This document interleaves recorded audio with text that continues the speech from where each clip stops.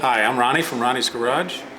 We're having our monthly tech meet, and today we're going to be talking about the Silver Shadow series, the differences between the Silver Cloud and Silver Shadow, and a lot of the features, hydraulics, and all that kind of stuff. Today we're going to be talking about Silver Shadows. Now, I wish I had a few more examples. That one would be a good one to put in the air, but unfortunately we have a bunch of broken cars in here, so the hoists are not available. The Silver Shadow came out in 1966, and it was replacing the Silver Cloud, which, if you look at that blue car up over there, that is a mid-range. It's a Silver Cloud 2. So essentially this modern boxy car replaced that old school flowing body design. And I'll tell you what, the Silver Shadow is probably one of the more complex cars, especially if it's era, ever built.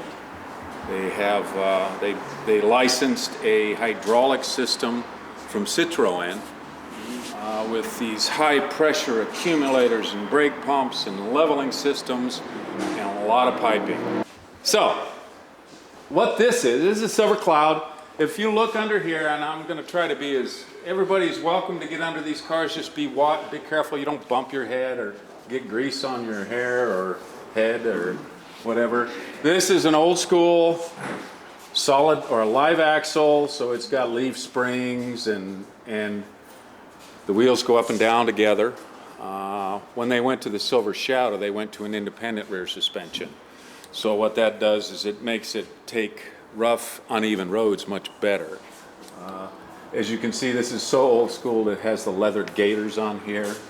And these are from the factory, and what they do is when you pull these apart and you work on the springs, you're supposed to clean them all and pack them in grease, and then these leather covers go on there to keep the weather out.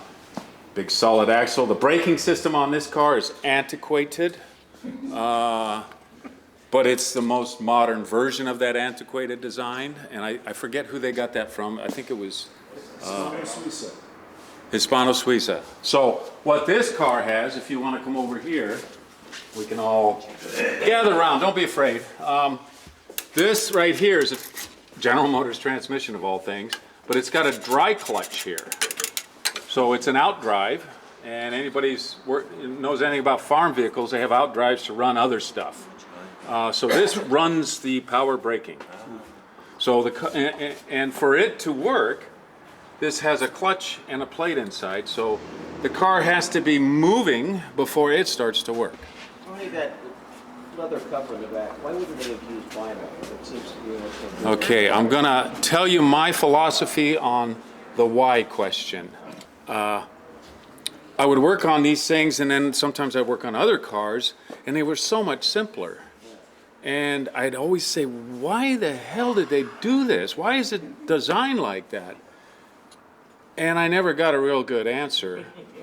So what I did is I changed my philosophy. Instead of why, I went to how. How do I fix this?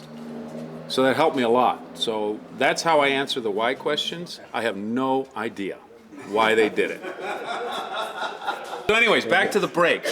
So this has a dry clutch booster, for lack of a better term. And the booster will not work until the car is moving. So it's connected to gears. So once the drive shaft starts turning, the inside of that starts turning, and once you put your foot on it, it applies a dry clutch, which runs the hydraulics. These are master cylinders back there. And you see all these crazy rods and linkages and springs, and that's just the beginning on the braking system. These are the master cylinders. These are the hydraulic part of it. So when you're not in gear, it's not pumping? If you're not moving, it's not pumping. So what happens is when this clutch, you apply it, watch what happens. It's starting to move the linkages. This car's been sitting for years. We haven't even got it running yet. It's going to need brake work. But it pushes those hydraulics. And when you let off the brake, it's supposed to snap back. And when you go in reverse, it pushes those. So the only braking you have when the car is not moving is part of the mechanical linkages go to little metal expanders in the back that operate the parking brake also. Crazy stuff, right? And wait till you see what they did on the Silver Shadow. So the boosters on this car, now this is a late Shadow. If you look up here, you'll see that danger sign, right? Everybody get in there if you can. And those of you who get to see it, please move out of the way so the next person can see it. Say danger. There's a big red tag. Oh, yeah. Danger. Will Robinson. So there's another one on this side. So it has a dual system.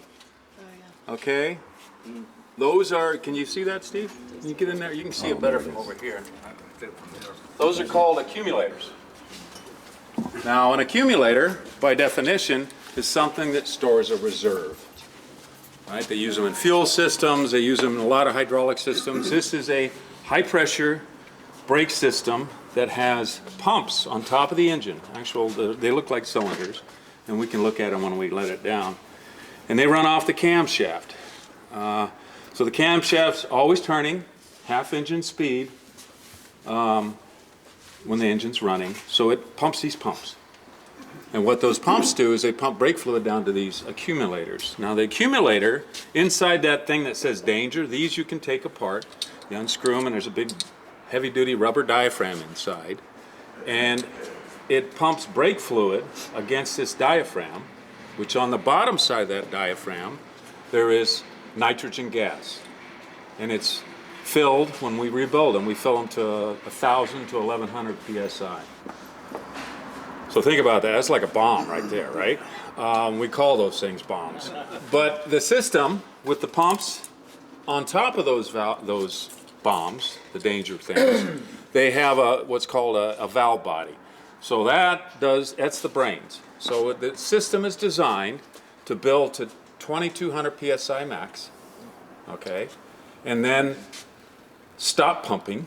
So what happens is that instead of the fluid going into that bomb, it just bypasses back to the reservoir, so it's constantly flowing. And then once it gets down to, I think, 1,600 or so, then it rebuilds it. So every time you hit the brakes, you're depleting that reserve, the accumulator. So that it's always running, and when you hit the brakes, I should have pulled this off for you. It's pretty scary. Inside here is the brains for the brakes. This is called the rat trap. And I have found rat poop in those things before, so it's very fitting. It covers up a bunch of hydraulics. Okay, so you've got a brake pedal. This is what you put your foot on. And anybody who's ever driven one of these, the brake pedals don't feel like regular cars. They're kind of spongy, right, and they're sensitive.